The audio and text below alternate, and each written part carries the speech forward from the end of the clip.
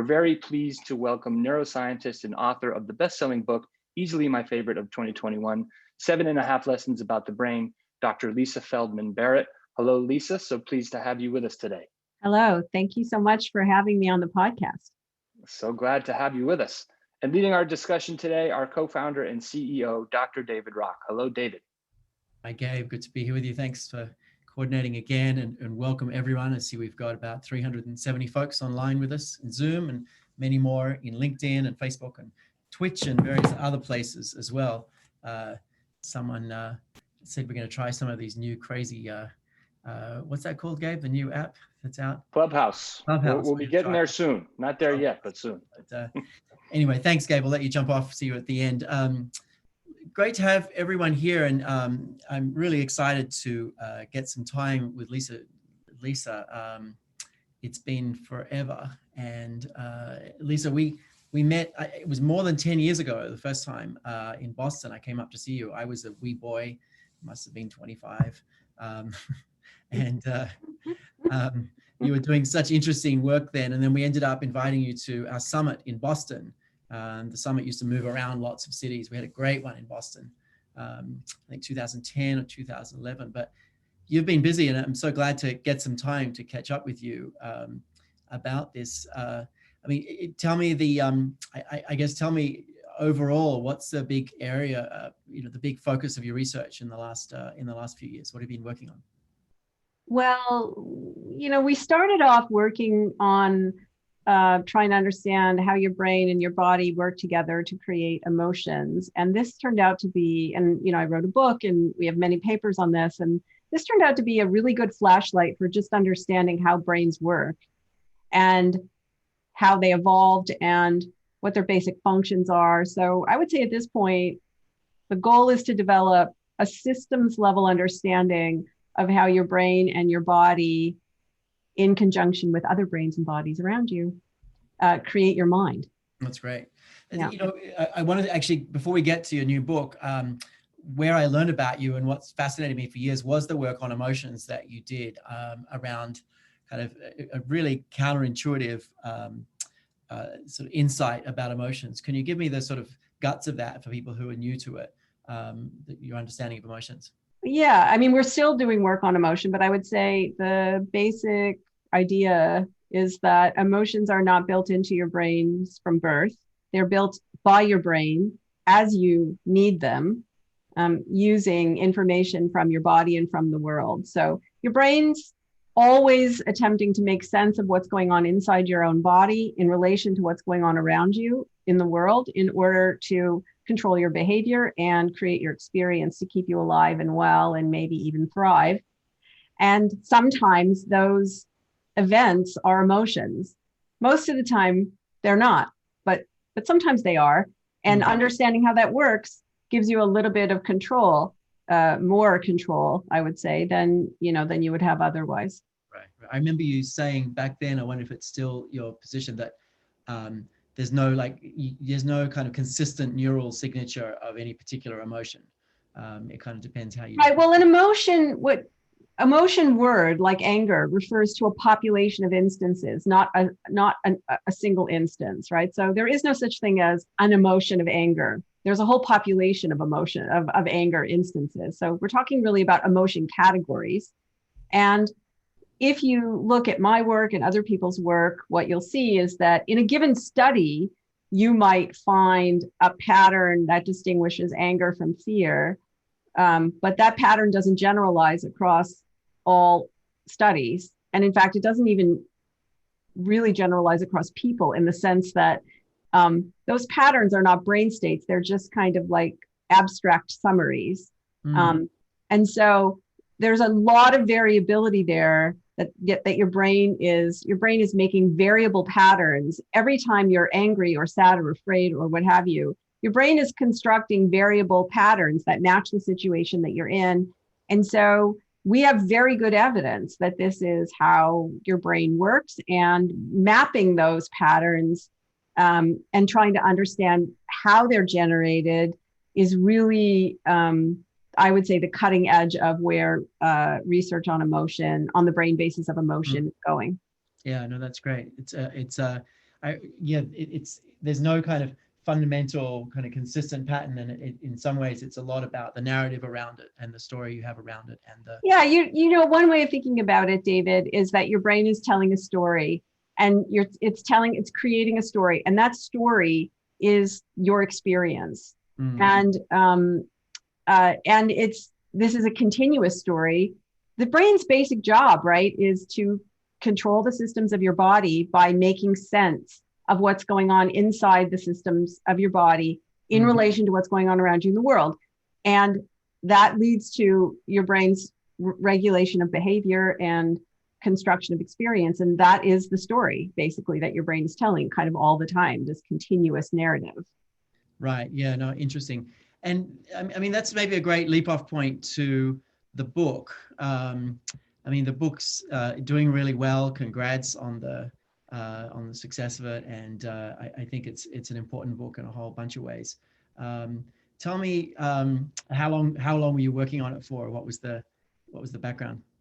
Well, you know, How Emotions Are Made took me 3.5 years to write. So that was you know, a 3.5 year long labor. It was a very long time.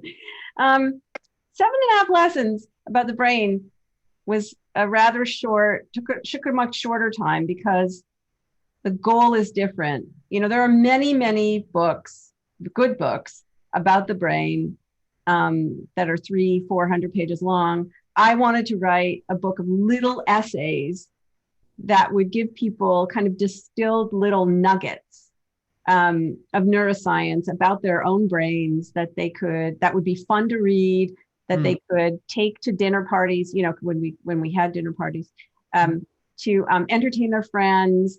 And even though the essays would read very easily and they'd be short and concise, the topics that they raise about human nature might linger with you longer and lead you to maybe think about yourself or other people in different ways. So the goal was really to write a neuroscience book for people who don't read science, actually. And I built it as a kind of a choose your own adventure, in the sense that, you know, you could just read the essays and that would be enough to think about. But there's also an appendix which has more in-depth scientific information for people who are, you know, looking for a more traditional popular science experience. And then there's a whole set of web notes with all of the references for anybody who wants to take a deep dive. Right. And the whole thing took me about 18 months, I would say, to do. Wow, that's impressive. My last book took me 4 years, nearly killed me. And I'm still. Yeah, that was how Emotions Are Made. Was literally 16 hours a day for 3.5 years, 7 days a week. It was really, my daughter called it her little brother. My kids are still resentful. So 10 years later, maybe obviously we should go out and buy both of them to just make it up too. So thank you for all that you're doing. Let's dig into this book. I picked 3 chapters I thought would be really interesting, or 3 essays, now I know them as, that I thought would be really kind of most relevant to our audience. And our audience thinks about, you know, other complex systems, maybe the second most complex system in the universe, which is large organizations. And you've been digging into insights from the most complex network in the universe. And the first chapter or essay I wanted to pull from is just your brain as a network, and how to think about the brain as a network. So, you know, tell me about that insight and kind of give us the sort of central nuggets of that essay, I guess. Yeah, so the essay before, this is essay 2 we're talking about. Essay 1 really debunks the idea that your brain is evolved in layers and that it functions in layers with an inner lizard, or like you have a reptilian brain for instincts and then a limbic system laid on top of that for emotions, and then your neocortex, for rationality. That whole structure is a myth. Brain evolution, brains didn't evolve that way. They don't function that way. So that was sort of taken off the table really in the essay before, which then leads to the question of, so if your brain didn't evolve in sedimentary layers, you know, with this big prodigious cortex layered on top of, you know, your inner beast, like an already baked cake, then actually how is it structured and how does it work? And I would say for about the last maybe 10, a little more than 10 years, there's been a growing, very sophisticated area of research approaching the brain as a dynamic network. So the way to think about it really is that your brain is made of 128 billion neurons, give or take. That number is much larger than you'll see in other estimates, because other estimates tend to undercount neurons in certain parts of the brain, like the cerebellum. Right. So it's those neurons. Those neurons are bathed in a chemical system full of neurotransmitters and neuromodulators. And then there are other cells like glial cells and other chemicals that really are, I would say, initially thought of as helpers to neurons, although there's emerging evidence that they might be actually doing a lot more than just helping neurons. But the idea really is that not every neuron is not connected to every other neuron, but every neuron receives information from thousands of neurons, and a single neuron will speak to thousands of neurons, which means that really the way to think about your brain is as a single unit that can take on trillions of different patterns in, where the patterns are shifting in the blink of an eye. And it's really not the case that neurons are off until they're stimulated by the world. Your brain in this dynamic, kind of network is continually talking to itself throughout your entire life. And inputs from the world and from your body just modulate that ongoing conversation. They just kind of nudge it in one direction or another. That most of the metabolic energy and most of the resources of your brain really are it's involved in this kind of conversation that it's having with itself, where its main goal really, or maybe its most important goal, I would say, is to really regulate the systems of your body. Right. No, there's a couple of quirky facts that really made me think much more deeply or differently about the brain. One of them that's really kind of scary in a way is just to realize that it's actually dark and quiet in there, and that it's all, all your experiences are still electrical, and chemical impulses, and there's no sound or light in there. It's like it's all just being processed.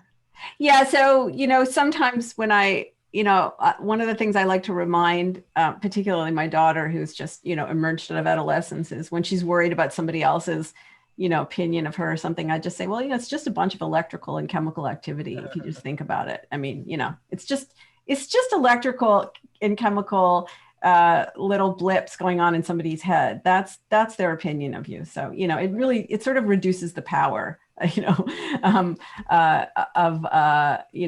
the sting of somebody's criticism. I think, the thing to remember is that your brain is really trapped in your skull, right? So I have this phrase, your brain is trapped in a dark, silent box called your skull. It's receiving sense data from the world through your eyes and ears and your skin and so on. It's also receiving continuously information from your body through various ascending systems. And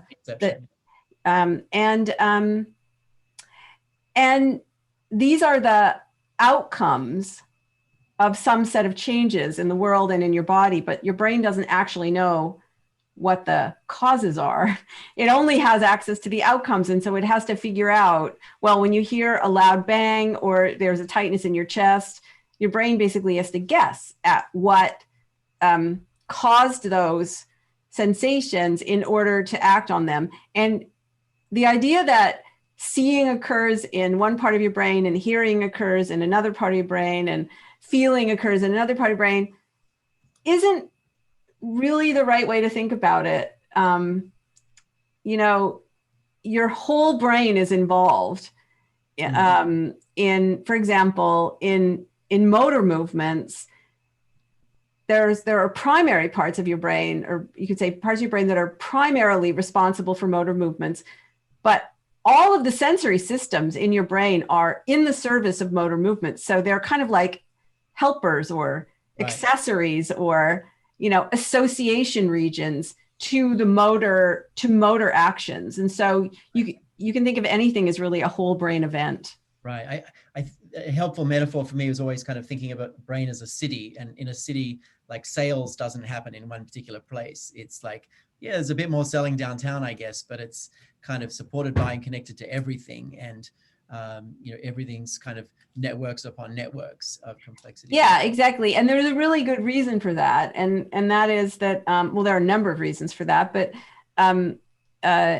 you know, having your brain as a network means that your brain has more complexity, which means, you know, doesn't just mean like, wow, that's really complex and complicated. It means that it gives your brain the capacity to,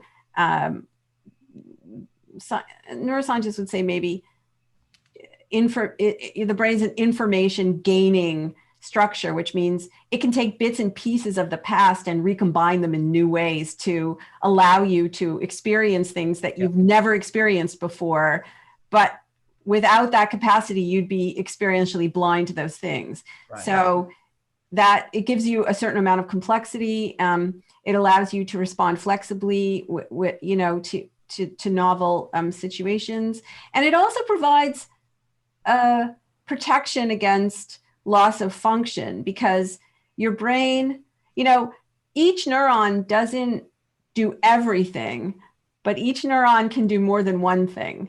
And as a consequence, if you have a problem with some neurons, there are usually some other neurons that can take over the function of those neurons. And so it's really protective of your ability to be able to think and feel and so on, particularly, you know, as you get older. That's great. And let's get into the second essay I wanted to dig into, is I think these are some fantastic, deep insights about the physiology and structure, but I want to get a little bit more into some of the observable stuff that's relevant to leaders as well. Your brain secretly works with other brains. You know, what are some of your insights in that realm in terms of how we understand each other, and how do we secretly work with other brains? Well, you know, we are social animals. And what that means is we regulate each other's nervous systems. And we do it in ways that we are largely unaware of. So there are many animals who are social. You know, there are insects that are social, like termites and bees.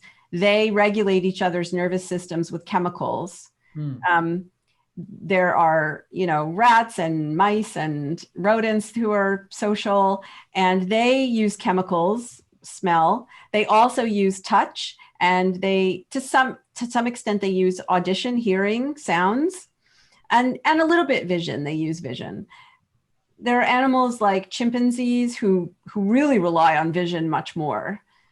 And we use all of our senses to impact each other. So David, if you and I were in a room together talking, and we like each other and we trust each other, actually, you know, we know each other from the past, so that makes things a little easier. But even if we were complete strangers, after about 10, 15 minutes, if we were comfortable with each other, we would start mirroring each other's actions. So you have your hand on your face. So I might put my hand on my face, or I might put my hand on my chin. And then maybe I might cross my arms, and then you might cross your arms, or maybe you would just put one, you know. So, and we're doing this like completely without any awareness. But more importantly, our breathing will start to synchronize, which will synchronize our heart rates to some extent. And our gaze will be synchronized, which is a way of regulating each other's attention, of paying attention to certain things and ignoring other things. So for example, if, you know, a siren goes by and you turn to look at it, I'll probably turn to look at it. If you don't, I probably won't. And all of these are sort of flying under the hood. But the most important way that humans can regulate each other's nervous systems is with words. Mm. Because the parts of your brain that are most important for regulating your body, like your heart rate, your lungs, your immune system, and so on, are also involved in allowing you to understand language and produce it and speak.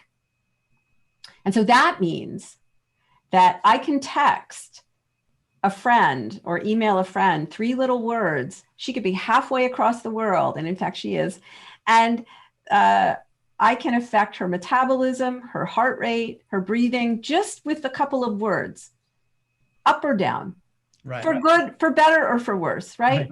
You can read something that was written thousands of years ago and take comfort from it, literally, meaning it will have an effect on your body, right? Or it could inflame your temper. Right. The point is that words are incredibly efficient and powerful ways that we use to regulate each other's nervous systems. We don't think of it that way, but that is actually what's happening.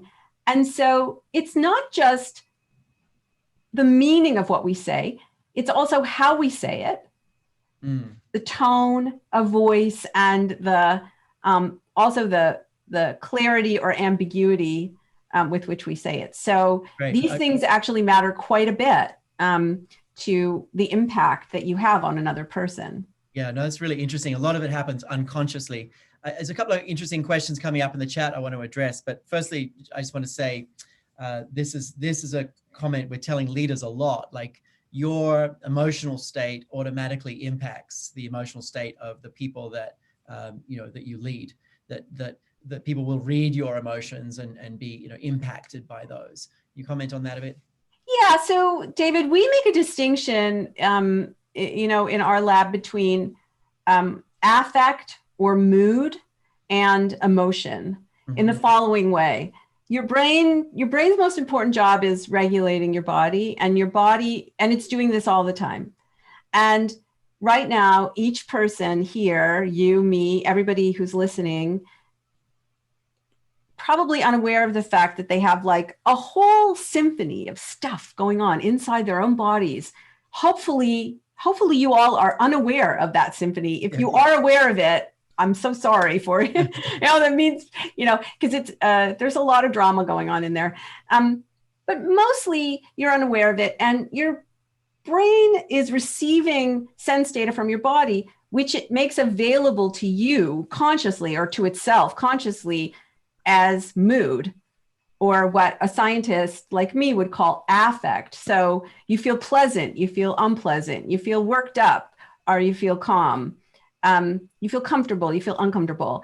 These feelings are with you 24 hours a day, 7 days a week, from the moment that you're born until the moment that you die. They are not emotions. They are properties of consciousness. In the same way that the brightness of light is a property of consciousness, of your ability to consciously experience the visual world, this is a property of consciousness that's with you always. Sometimes, as your brain is making sense of the sense data in your body, what does your heart rate mean? What does a tug in your chest mean? Is the tug in your chest anxiety? Is it, indigestion? Is it the beginning of a heart attack? What is it, right? Your brain is guessing, and it's using the context to guess. And sometimes in those instances, your brain will create emotions. But I would say what really has an impact on leaders, impact on their peeps, emotion for sure, but probably even more so is their affective tone or their affective feeling, which just, you can't read in someone's face or in their voice what their emotional state is. But most people can they can guess pretty well the affect, whether somebody's worked up or calm, whether they're generally feeling pleasant or unpleasant. You don't know why, and you don't know what caused it, and you don't necessarily know what to do about it. But affect, I think, is the key one that I would probably focus on. Right. Yeah, no, that's an interesting distinction. We might dig into that a little bit later and do some writing on that. A couple of interesting things coming up. So, we're talking about the impact we have on each other. How much is this affected by the virtual world? Like, is virtual the same once we've settled in and got rid of our fear of Zooms? Like, are we synchronizing on Zooms as well, or is it? Yeah, so we are just starting to ask this question, but I would say there are so many things working against that synchronization. So on the one hand, there's some evidence that, from a camera using machine learning, it is possible. So right now, for example, a machine learning algorithm would have trouble detecting my heart rate because my carotid artery is hidden by my scarf. Right. Okay. But if I wasn't wearing a scarf, it could use subtle changes in my face. It would adjust for the light and would use subtle changes in the skin tone of my face and my carotid artery and maybe my chest, breathing to make some guesses about, a couple of physical signals. But the algorithm is basically using data from a camera that's trained on the whole array all the time. What do you do when you're on Zoom? I mean, what are a lot of people right now? We would hope, David, that everyone is just compelled and just glued to the screen, listening to everything we say. But probably some people are checking their emails and some people are multitasking. And, during a meeting, you might be multitasking.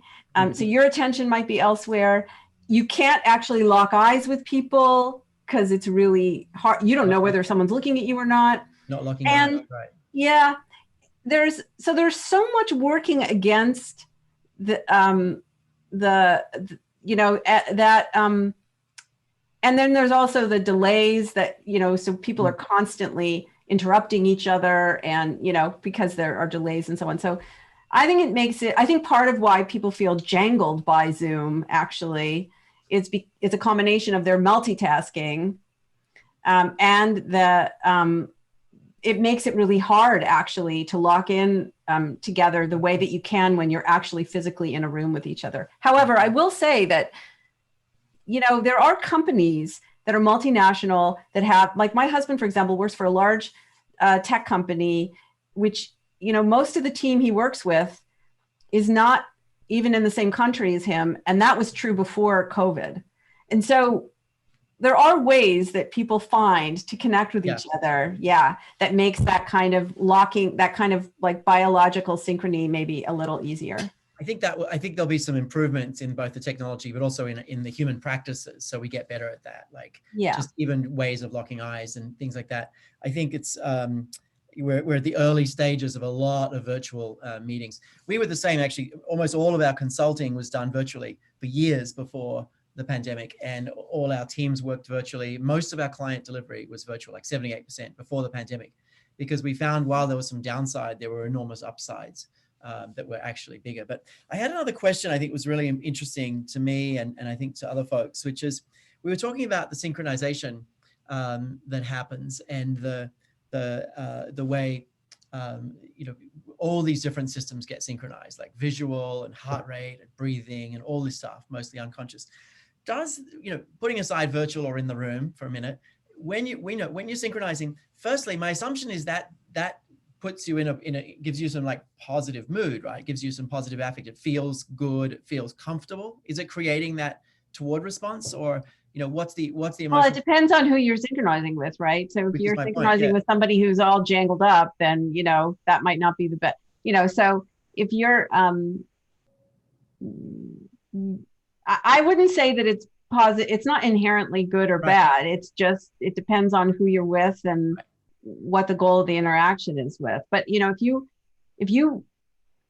some people have nervous systems that are highly reactive and they're going to react to every little thing, right? They're in the internal coordination of their physical systems is going to be perturbed by lots and lots of things. If you synchronize to a person like that, that could be really exciting, or it could be terrifying. Yeah, it could be unruly, it just really depends. Right. Simple judgments or simple sayings like that are fun, but they tend not to actually reflect reality very often, I would say. I think the fact is that you're synchronizing with someone and you're taking on their experience in, and you're more likely to synchronize with the higher status person in a room. And to me, I think that is all a statement that the higher status person in a room should take care with their state.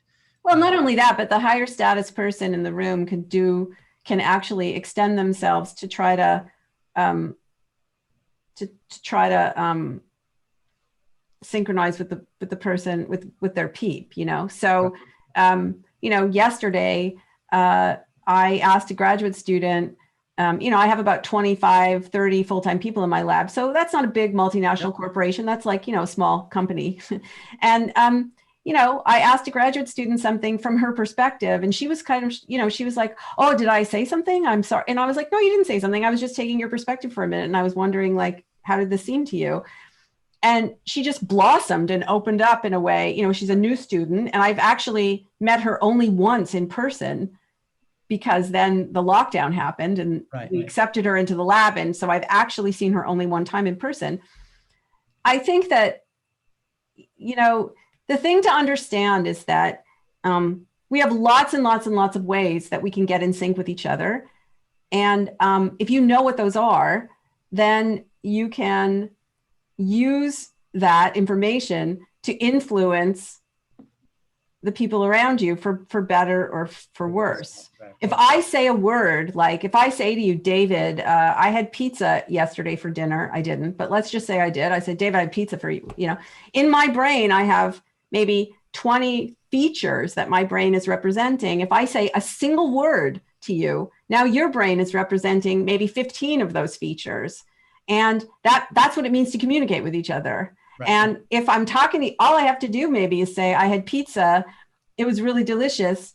If you start conjuring those features in your brain, literally simulating them, you're going to start to salivate, and you're going to have, your brain's going to start to prepare you, for eating pizza. That sounds kind of preposterous, but that literally is how your brain works.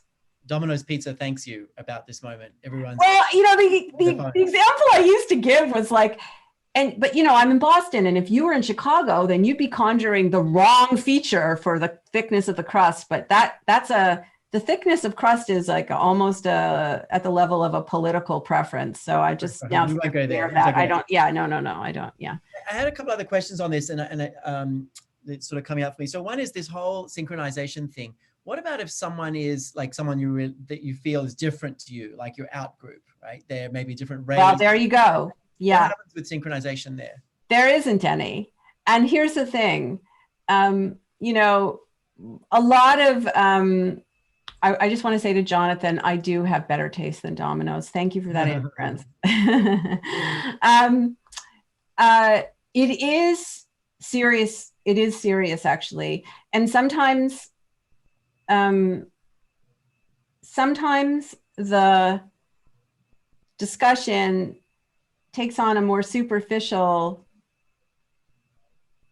is discussed in a superficial way, about empathy. But I think there's a deeper point here.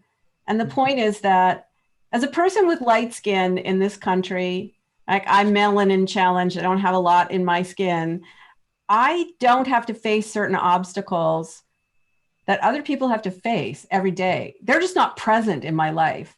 And David, because you have a penis and I have a vagina, there are certain obstacles you don't have to face in everyday life that I have to face every day. Or we could say, you're a white man and now you have obstacles to face that I don't have to face. But my point is that working a little harder to try to take the frame of reference, we call it perspective taking or empathy or whatever. Really what your brain is doing is it's literally simulating the experience of another person when you're empathizing with them. And if you can't do that, or you can't try, then it means that your judgments that could affect the outcomes of that person won't be well aligned with what is best for them. And I'm sure there are lots of examples in business. I'll tell you, in the medical environment, the most serious implication is that, children and adults, but for me, it's the harder one is children, they don't get the treatment they need. They're not given, there's a belief in many medical schools still that people who have dark skin feel less pain. Now, who's making those judgments? It's a bunch of light-skinned doctors who have trouble simulating because somebody is not similar to them. Right. Yeah, it's very, very bad. Interesting. So we've written a paper as well on perspective taking. It's a really important capacity, and it's one of the mechanisms of empathy. I want to come back to that for sure. But the what you're saying is we're creating representations in our head of other people's representations, and if someone is different to us, it's really hard to do that. Is that because we don't have the building blocks of those experiences in our brain, or no, it's just that it's not. Well, we may not have the building blocks. I mean, like I said, there are obstacles I don't face that other people do. There are obstacles that you don't face that other people do. But you know, like I said, our brains can do what scientists call conceptual combination. They can take bits and pieces of past experience, and combine them into new ways. So I may not know what it's like to be Black in this country, but I certainly know what it's like to be a woman, and I know what it's like to be Jewish, and I know what it's like to be, you know, liberal in conservative circles or conservative in liberal circles. Like, I have things I can use to empathize with someone. I just want to point out that, you know, by words and actions, this is our way of doing mental telepathy. I can't literally place a thought in your head, but I can say things that will conjure simulations in your brain. And that is the way that we communicate. And to give that a special name called empathy, or refer to a special set of neurons like mirror neurons, which, by the way, I don't know who asked that question, Nair. There is no such thing. Mirror neurons don't exist as a special class of neurons. All neurons work like this. But certain neurons in the premotor area of your brain, Brodmann area 6, do this more for movement and for information that's more conceptual. And that's why those neurons have been identified. But the truth is your whole brain works like this, basically. Right. No, that's interesting. Yeah. So one of the questions that we're working on at the moment is what is the most effective way to increase empathy? It's a somewhat urgent question.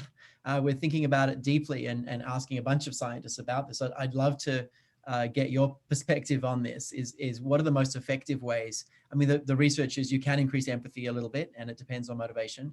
But, you know, what's your perspective on the most powerful ways to actually increase empathy, particularly maybe in, let's call them high status individuals where the trouble begins? How do we do that best? Exposure. Exposure. So, for example, you know,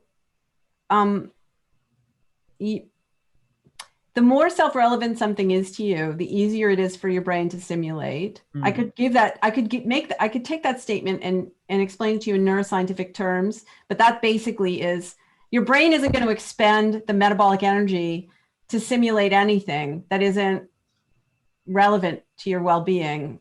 It's just, that would be metabolically stupid to do. So, for example, why don't most people, you know, in Congress take climate change as seriously as they should? Because they aren't making decisions after a hurricane standing in 3 feet of water when the air conditioning doesn't work. But if they were, they might make different decisions. When people think it's okay to separate children from their parents at the border, they can say that cavalierly until you say, okay, then give me your kids right now. I'm taking them away and I'm going to go lock them in cages or whatever, you know, like, give me your kids, just hand them over right now. The knee-jerk reaction that you get from that, even when people protest, is that they understand that now it's a little more real for them. Right. There are some things that are just really hard to simulate without direct experience. And the one thing that can reverse, for example, other race face effects where, you know, you can't recognize people who have features that are somewhat different from yours, even in an infant, is like 30 to 60 minutes of exposure. The reason why you see amygdala increase in amygdala activity to people of a different, you know, so-called race or ethnic group from you is just the lack of familiarity. If I show you anything that's novel, I'm going to get a massive amygdala response. Right. So the more you interact with people, the more you learn. I'll just give you one really quick example. I'm Canadian originally. I mean, I've been an American citizen for a long time now, but I originally came from Canada. And I came from Canada, and now it's not like there's no racism in Canada. It's just that the categories are different. Skin color is not such an issue. There are other issues. So when I came here, I was like, I don't understand what's going on. I came to a university where there was a diversity training program, a minority training program, it was called at that time, for graduate students. And I was treating everybody the same. And I got in a lot of trouble for that. And I didn't really understand why I'm being egalitarian. What is the problem with that? I really didn't understand what the problem was. So I did the only thing I could possibly think of doing, which is I went and found the only African-American faculty member in my department and said, can you please explain to me what the is going on? Because I just don't understand it. Right. And he didn't explain anything with words. At first, he said, why don't you just spend a couple of days with me? And I was like, yeah, I would love to do that. And I did. And it was eye-opening. Today, there was an article about a university president who moved into the dorms with his students because he was worried about them. If you have a leader, a high status leader who wants to know what life is like for his peeps or her peeps, he or she can go spend a day being a peep. Not a bad idea, frankly, from my perspective, because it becomes real, not just hypothetical. Yeah, I mean, exposure is central. I want to hear about kind of what else we can do around perspective taking as well. I'm thinking about well, I'll just tell you I'll just say one other thing, and that is empathy is not only, or perspective taking is not only the responsibility of the listener, it's also the responsibility of the speaker or the sender. So people can also be trained to be better senders. But in general, people are not so good at that. In fact, in some ways, we socialize people to be opaque. Right, and to not show your emotions and all that, absolutely. It's interesting, the exposure question. Some years ago, I was taking a walk with a filmmaker friend, and we were kind of brainstorming about the stuff he was working on. It was sort of early in the VR days. And he was telling me about some really intense VR experiences, like dropping people into a riot, for example, and seeing what it's like being beaten by police, and like being in a war zone, and some really intense things like living for a day as a person of color in different environments. And I had this big insight that if we could kind of give people really powerful experiences like this that feel real, we could potentially scale those. And it led me to Sure. I mean, VR is really good for this. There are some experiments though where you can change your features in various ways. In fact, there's a group called Playground of Empathy. Mm-hmm. I'm so impressed with these people. They don't use VR, they use actual real live kind of immersive experiences. So the head person, the head designer, his name is Micah Kessel, and he also used to design escape rooms. So he's designed escape rooms in Europe that are like, I don't know, in the top 5 of like the best escape rooms ever or whatever. And so then he took his prodigious design skills and just started designing environments to create empathy for people. And I don't want to give away what he does, but I will say it's brilliant. At first, it sounds really hokey until you do it. Right. And the science behind it is totally solid. It's just really, really well done. That's interesting. We'll definitely want to dig into that. Tell me a little more about empathy. So exposure is one thing. And what else can we do to teach high status people to empathize better? I mean, is it about perspective taking? Is it like, how would you go about that? Well, one thing I think is about curiosity. Mm-hmm. So I think it's really important to understand that your brain is guessing all the time. And you can be wrong. And you can be wrong even when you're super confident. It doesn't really matter whether you think of yourself as somebody who reads other people well or not, because your brain actually doesn't read other people. Their facial movements and body movements and even words they're not read. Their meaning isn't read the way that you would read words on a page. Right. And so I think it's important to be humble and be curious. I think it's also really important to understand your stimulus value for another person. So for example, if you're in a position of authority and you ask someone their opinion, what is the likelihood that they're actually going to tell you the truth? You might have to work a little harder to assure them that it really is okay, that you really want to know, and that you will reward them, or you at least won't punish them if they tell you something that you might not want to hear. I mean, you might have to do a little more. You have to understand your stimulus value for people in a situation, because what that situation, how your brain is doing calculus in that situation is not the same as this other person whose outcomes depend on you or your decisions. Yeah, it's interesting. So many different directions I want to go. But I just stay on empathy for another couple of minutes. One of the things I think is really interesting with perspective taking, we bring a lot of bias to perspective taking. We put ourselves in someone else's shoes. It's really hard to actually kind of see the world through their eyes. We bring our own biases and our own filters to this issue. What would you say about that? Well, I think you can't leave your own perspective 100% because your brain is always using your past experience. Your brain is receiving sense data from the world and from the body, from your body. From the world, the sense data are other people's words and their movements and so on. And your brain has to guess at the meaning. It's solving a reverse inference problem. It gets the outcomes of causes. It doesn't know what the causes are. It has to guess. What is it using to guess? Your past experience.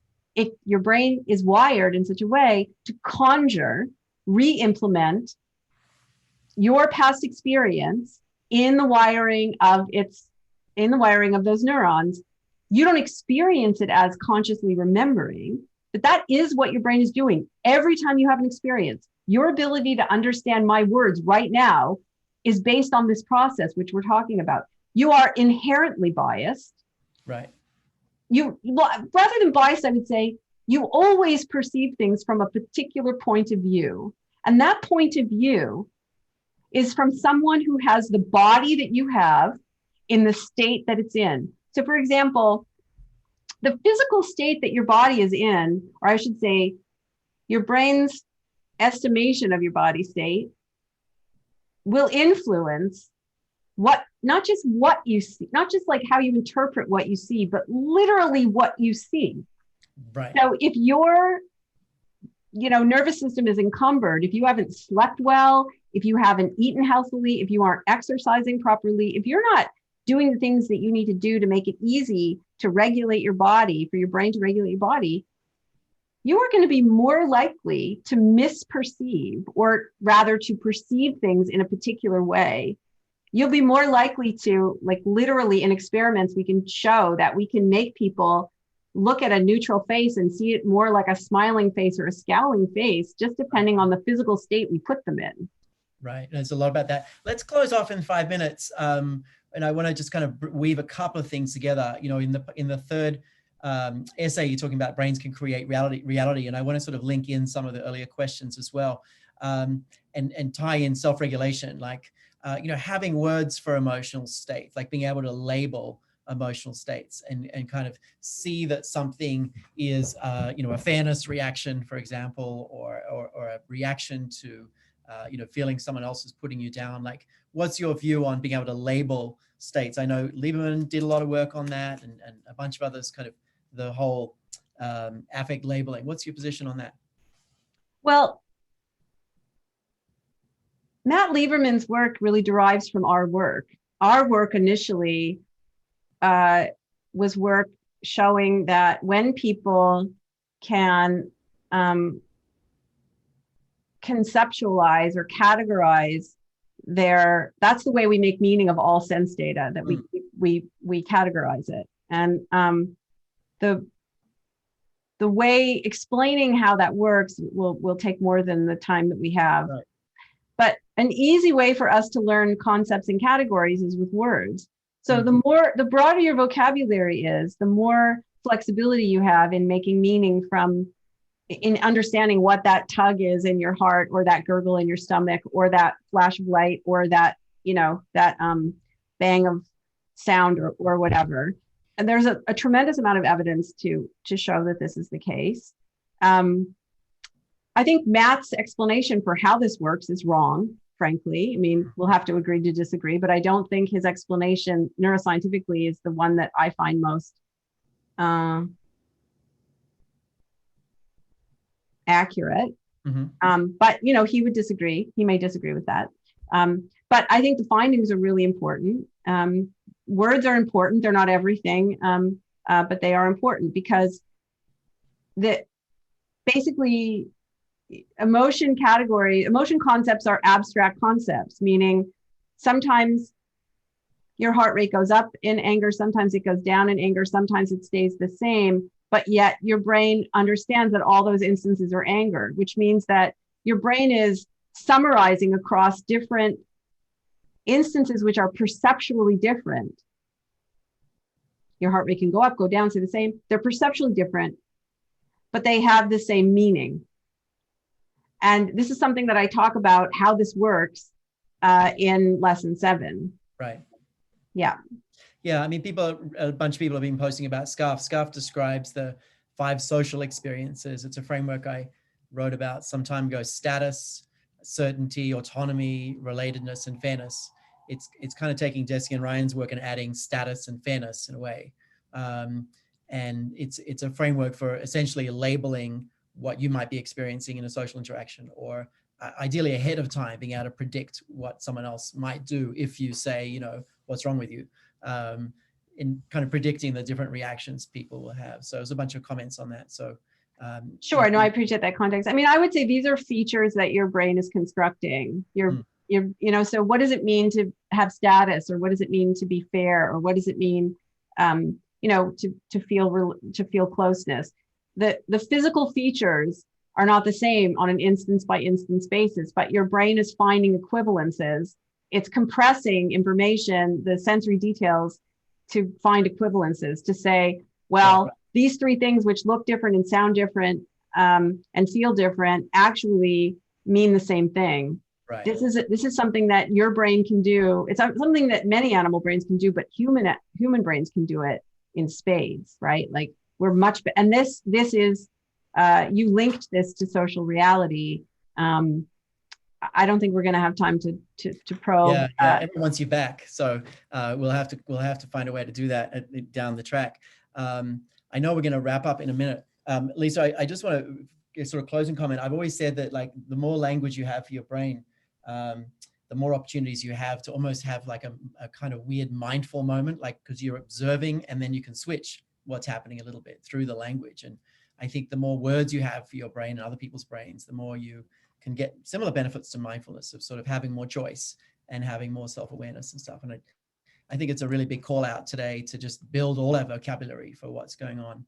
This is the essence of emotional granularity, David. This is exactly the argument that we make based on our own research. This is discussed more in depth, I would say, in how emotions are made. Right.